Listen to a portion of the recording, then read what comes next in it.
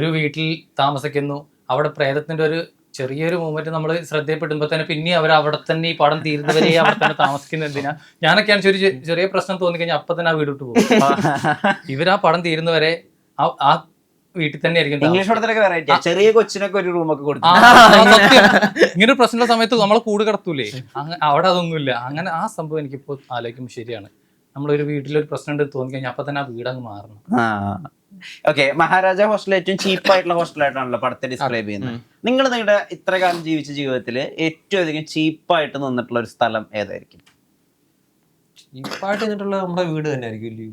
അല്ല വീട് പറയാൻ പറ്റില്ല, വീടല്ലാതെ മാറിയുന്നതിൽ ഏറ്റവും ചീപ്പായി നിന്നിട്ടുള്ള ഒരു താമസം, ഒരു ലോഡ്ജോ അല്ലെങ്കിൽ ഒരു ഹോട്ടലോ, അങ്ങനെ ഏറ്റവും ചീപ്പായി നിന്ന സ്ഥലം ഏതായിരിക്കും? ട്രാവൽ ചെയ്യുമ്പോൾ നിൽക്കൂല നമ്മള്. ട്രാവൽ ചെയ്യുമ്പോൾ നിന്നിട്ടുള്ളതൊക്കെ അത്യാവശ്യം എനിക്കങ്ങനെ ചീപ്പൊന്നുമില്ല, എല്ലാ അത്യാവശ്യം. ഞാനിപ്പോ ലേറ്റസ്റ്റ് ആയിട്ട് ഹംപി പോയിരുന്നു.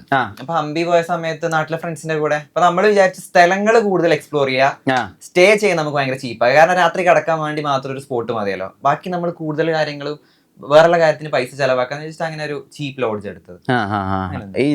എന്തായിരുന്നു ചീപ്പായിട്ട് ഉദ്ദേശിച്ചത്? അത് റൂമും ഇതൊന്നും അങ്ങനെ വൃത്തിയൊന്നുമില്ല, അങ്ങനെ ഒരു സാധാ ഒരു നമ്മുടെ ഏറ്റവും ലോ ബഡ്ജറ്റിൽ കിട്ടിയ ഒരു റൂം. ലൈഫിൽ ഏറ്റവും അധികം ചീപ്പായി വന്ന സ്ഥലം? ഞാൻ ഈ വീഡിയോ ചെയ്ത് തുടങ്ങി 40K ഒക്കെ ഫോളോസ് ആയപ്പോ ഒരു ഷോർട്ട് ഫിലിമിന് വിളിച്ചിട്ടുണ്ടായിരുന്നു. ആലപ്പുഴ നാളത്തെ ബോർഡർ എന്തോ ആണ്. അപ്പൊ അവര് അഭിനയിക്കാൻ അന്നൊരു സ്റ്റേ അവര് തന്നു. അത് ഭയങ്കര വേസ്റ്റ് അതായിരുന്നു. ബാത്റൂം പോലും നേരെ വൃത്തിയില്ലാത്ത അങ്ങനത്തെ. ആ ഷോർട്ട് ഫിലിം ഇറങ്ങിയോ? ഇല്ല. അല്ലല്ല, നമ്മൾ അന്ന് എന്തെങ്കിലുമൊക്കെ അഭിനയിക്കാൻ ആൾക്കാരെ വിളിക്കണം പറയുമ്പോൾ നമുക്ക് ഭയങ്കര അങ്ങനെ പൈസ നോക്കിയിട്ടൊന്നുമല്ല, വിളിച്ചല്ലോ എന്നാ പിന്നെ പോയി ചെയ്യാം. അല്ലല്ല, ഈ ആളുകൾ രജിസ്ട്രേഷൻ ഫീ എന്നൊക്കെ പൈസ വാങ്ങിയത് അങ്ങനെ ഒരുപാട് തട്ടിപ്പുള്ള. ഇല്ല അതങ്ങനെയല്ല, അല്ലാതെ വിളിച്ചതാ. വിളിച്ചു വന്നു. പക്ഷെ അത് എന്തോ കാർഡ് ഷൂട്ട് ചെയ്ത് കഴിഞ്ഞ് കോപ്പി ചെയ്തതിന്റെ ഇടയിൽ എന്തോ എറർ വന്നിട്ട് പിന്നെ അങ്ങനെ എല്ലാ ഷോർട്ട് ഫിലിം അങ്ങനെ പറ്റാറുണ്ട്. ഈ പറഞ്ഞ ഇവരുടെ പൈസ കാണത്തില്ല. ഇവരിങ്ങനെ എങ്ങനെയും നമുക്ക് തട്ടിക്കൂട്ടി ഒരു പടം എടുക്കണം, സിനിമ കയറുന്ന ലക്ഷ്യം കൊണ്ടായിരിക്കും ഷോർട്ട് ഫിലിം എടുക്കുന്നത്. അവരിലും പൈസ കാണുമ്പോൾ അവരെ കുറ്റം പറയാൻ പറ്റത്തില്ല. അങ്ങനെ ഏറ്റവും ലൈഫിൽ ചീപ്പായി എന്നൊരു സ്ഥലം അങ്ങനെയില്ല. ഞാൻ ഈ യാത്ര തമിഴ്നാട്ടില് എൻ്റെ കുറച്ച് വർഷങ്ങൾക്ക് മുമ്പ് യാത്ര ചെയ്തപ്പോൾ ഇങ്ങനെ ചീപ്പായിട്ടുള്ള, അതായത് ഫെസിലിറ്റീസ് കുറച്ച് വളരെ കുറഞ്ഞ ഒരു പഴയൊരു ബിൽഡിങ്ങിൽ താമസിക്കേണ്ടി വന്നിട്ടുണ്ട്. അല്ലാതെ അങ്ങനത്തെ എക്സ്പീരിയൻസ് ഒന്നും. ഈ കോളേജ്, നിങ്ങളുണ്ടായിരുന്ന ഒരു കോളേജ് കാലഘട്ടത്തിൽ നിന്ന് ഇപ്പത്തെ കോളേജ് ലൈഫ് വെച്ച് നോക്കുമ്പോ എത്ര കാര്യങ്ങൾ മാറിയിട്ടുണ്ട്? എന്തൊക്കെ ആളുകളുടെ ആറ്റിറ്റ്യൂഡിൽ മാറിയിട്ടുണ്ട്? സ്റ്റുഡൻസിന്റെ അത്ര പ്രായമൊന്നുമില്ല, കോളേജിൽ പഠിച്ചവര് ഒരുപാട് കാലം തന്നെ. ഇപ്പത്തെ കുട്ടികൾ എന്ന് വെച്ചാൽ അവർ നോട്ട്സ് എഴുതുന്നതിനോടായിരിക്കും കംപ്ലീറ്റ്ലി PDF ആയിട്ട് മാറിയിടാം. നമ്മുടെ നാട്ടിൽ PDF ഉണ്ട്, അതുപോലെ ഇപ്പൊ എല്ലാം വീഡിയോ ലെക്ചറുകളൊക്കെ ആയിട്ട് മാറിയിട്ടുണ്ടായിരിക്കും. അവരുടെയും ഈ പറഞ്ഞ പോലെ അന്ന് കോളേജിൽ നിന്ന് ഒരു ഷോർട്ട് ഫിലിം ഉണ്ടാക്കുന്ന ക്വാളിറ്റി അല്ല ഇന്ന് കുട്ടികൾ ഷോർട്ട് ഫിലിം ഉണ്ടാക്കുന്ന ക്വാളിറ്റി.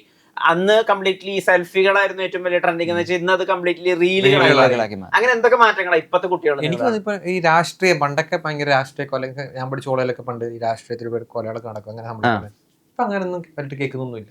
ഉണ്ട്, സംഭവം ഉണ്ട്, ഇപ്പൊ ലിമിറ്റഡ് ആയി. ആൾക്കാർക്ക് മനസ്സിലായി തുടങ്ങിയതുപോലെ ഇതൊന്നും വലിയ കാര്യമൊന്നും ഇല്ല. ഈ പ്രണയത്തിൽ എന്തൊക്കെയാ ഷാമൻ മാറ്റങ്ങൾ വന്നിട്ടുള്ളത്? പ്രണയം എപ്പോഴും പൈങ്കിളി തന്നെയാണ്. അല്ല, ഈ ഇപ്പൊ പറയാൻ ഈ സിറ്റുവേഷൻഷിപ്പ്, ബ്രെഡ് ക്രംബ്ലിംഗ്, പിന്നെ സോഫ്റ്റ് ലോഞ്ച്, അത് ഞാൻ പറഞ്ഞുതരാം. ഈ കാര്യങ്ങളിലൊക്കെ അതേയുണ്ടോ? ഇതൊക്കെ സത്യാവസ്ഥയാണോ? ഇപ്പൊ പണ്ടത്തെ പോലെ അല്ലല്ലോ. ഇപ്പൊ എല്ലാരും ഡേറ്റ് ചെയ്യാൻ പോകുന്നുണ്ട്. ഇപ്പൊ ആൾക്കാര് ഭയങ്കര ചൂസ് ചെയ്യാ.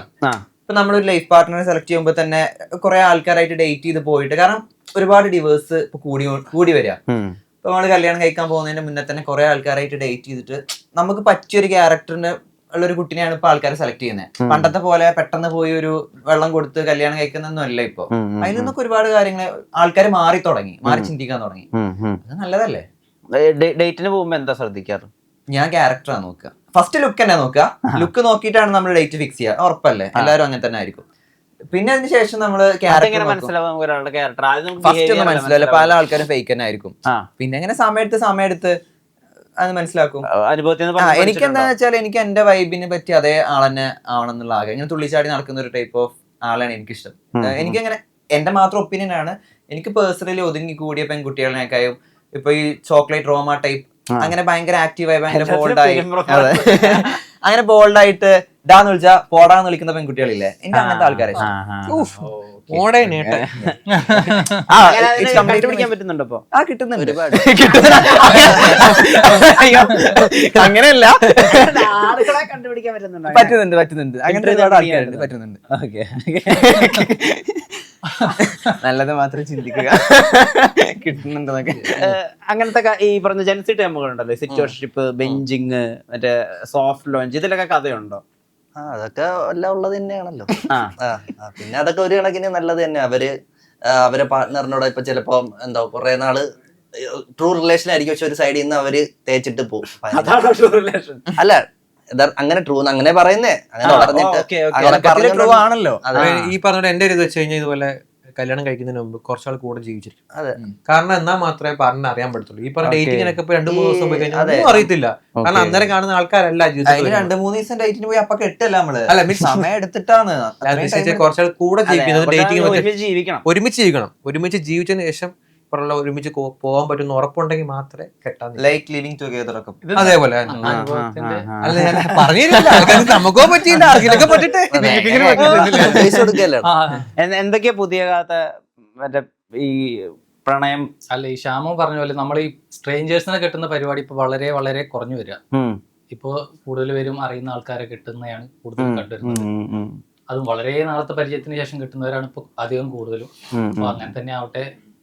അതിപ്പോ ഇവർ രണ്ടുപേരും ഞാൻ മാറ്റി വയ്ക്കാണ്. ഇപ്പൊ നിങ്ങൾ രണ്ടുപേരുടെയും DM-കളിൽ വരുന്ന ഈ പ്രണയാഭ്യർത്ഥനകൾ അല്ലെങ്കിൽ നിങ്ങളോടുള്ള ഇഷ്ടം, ഇതില് സത്യം എത്രത്തോളം എത്രമാത്രം ജെന്യുവിനാണ് നിങ്ങൾ എങ്ങനെയാ മനസ്സിലാക്കുക? എനിക്ക് അങ്ങനത്തെ നിങ്ങൾ രണ്ടുപേരും കല്യാണം കഴിഞ്ഞല്ലേ? പക്ഷെ ഇപ്പോഴും അവരുടെ ടീമിലാണ് ഏറ്റവും കൂടുതൽ വരുന്നത്.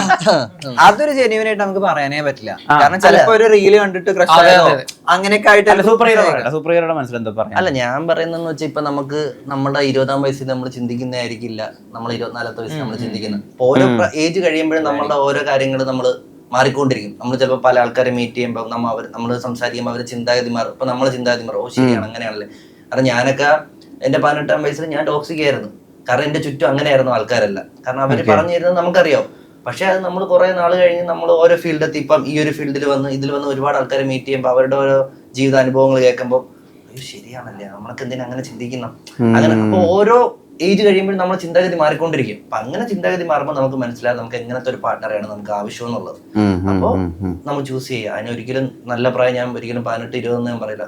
ഏജിങ് വരണം 10, 27, 28, 29 വയസ്സൊക്കെ വരുമ്പോഴത്തേക്കും ആടാ നമുക്ക് ഇങ്ങനത്തെ ഒരു പാർട്ട്ണർ മതി എന്ന് നമുക്ക് ഒരു പോയിന്റ് തോന്നും. അങ്ങനെയുള്ള ക്യാരക്ടറുള്ള ആളെ നമ്മൾ ചൂസ് ചെയ്യും. അങ്ങനെ ടോക്സിക് ആയിരുന്നു എപ്പോഴെങ്കിലും? അല്ലല്ല, ഞാൻ വളരെ ലിബറൽ ആയിട്ടുള്ള മൈൻഡ് സെറ്റ് ഉള്ള ആളായിരുന്നു എന്റെ ഒരു അല്ലല്ല, അങ്ങനെയൊന്നുമില്ല. മാക്സിമം ആളുകൾക്ക് സ്വാതന്ത്ര്യം ഉണ്ടാവട്ടെ എന്ന് വിചാരിക്കുന്ന ആളായിരുന്നു. എന്നിട്ട് ഇനി അങ്ങോട്ടേക്കുള്ള എല്ലാ ബന്ധങ്ങളുടെയും ഇൻട്രൊഡക്ഷൻ ഞാൻ കണ്ടന്റ് ക്രിയേറ്റർ ആണ് എന്നുള്ളതായിരിക്കുമല്ലോ. അതായത് ഒരാളെ മീറ്റ് ചെയ്യുമ്പോഴോ സംസാരിക്കുമ്പോഴൊക്കെ അപ്പൊ അവര് ചോദിക്കുമല്ലോ ഇത് എത്ര കാലം പോകുമ്പോ എത്ര കാലം ഇത് ചെയ്യാൻ പറ്റും? ആ ചോദ്യങ്ങൾക്ക് മറുപടി പറയാൻ പറ്റും. എത്ര കാലമായി ആദ്യം ചോദിക്കുക. ആക്ച്വലി ഇതിന് മുമ്പുള്ള ഇന്റർവ്യൂല് പറഞ്ഞതാ, ഞാനും ഡയറക്ടറൊക്കെ സെയിം പ്രായക്കാരാണ്. അപ്പൊ എനിക്ക് ഞാൻ ഞാൻ 90s early 90s ആണ്. ഇവരൊക്കെ 90-91 അതാ. അപ്പൊ ഇവരെക്കാളും ലൈഫ് എക്സ്പീരിയൻസ് ആക്ച്വലി എനിക്കാ കൂടുതൽ. ഓക്കെ. എന്താ അതെന്ന് ഇവർക്ക് പറഞ്ഞു കൊടുക്കാൻ പറ്റുന്ന ഒരു ആകത്തുക? അതായത് നമ്മുടെ സന്തോഷം കളഞ്ഞിട്ട് ഒന്നും ചെയ്യാതിരിക്കുക. ഓക്കെ. നമ്മുടെ അൾട്ടിമേറ്റ് എയിം നമ്മുടെ രാത്രി സമാധാനമായിട്ട് കിടന്നുറങ്ങാനും രാവിലെ സമാധാനമായിട്ട് എണീക്കാനും പറ്റുന്ന ലൈഫായിരിക്കും ഏറ്റവും നല്ലതെന്ന് തിരിച്ചറിയുമ്പോൾ അതിനനുസരിച്ചുള്ള തീരുമാനങ്ങൾ എടുത്ത് ജീവിക്കുക.